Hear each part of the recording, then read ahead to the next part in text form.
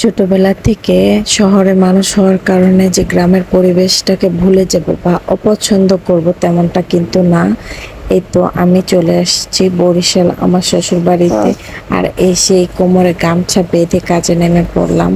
চারিপাশটায় এত বৃষ্টি কাদায় এত নোংরা হয়ে আছে যে গামছা বেঁধে কাজে না নেমে আর পারলাম না।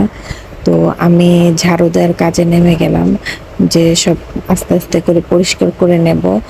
তো পরিষ্কার করছি, আর এই পাশে আমার মেয়ে আমার দেখছে, আমার দিকে তাকিয়ে আর দুষ্টুমি করছে। সে অনেক দিন পর দাদা বাড়িতে আসছে, তার তো আনন্দের কোনো শেষই নেই।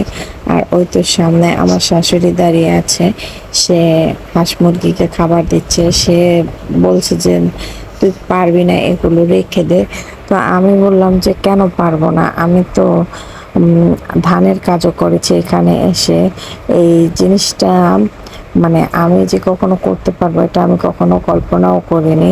আমি কখনো ধানের কাজ কিভাবে করে, ধান উঠলে কিভাবে কি করে কখনোই জানতাম না, কিন্তু আমি এখানে এসে সব কিছুই দেখেছি, শিখেছি। এমনকি ডাল কিভাবে উঠে, ডালগুলোকে আমি ঝেড়েছি।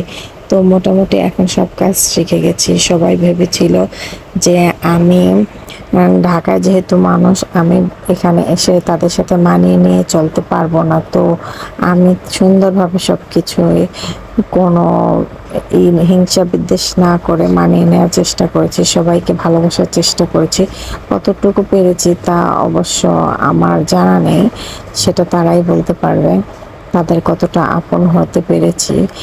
তো এটাই আপনাদেরকে আজকে বলার মেইন উদ্দেশ্য হচ্ছে যে আপনারা কোনো কাজকে ছোট করে দেখবেন না। শহরে মানুষ হয়েছেন বলে যে গ্রামে এসে মানিয়ে চলতে পারবেন না, এরকমটা কিন্তু না। সব পরিবেশই সবাই ভালোবাসলে একসাথে চলা সম্ভব।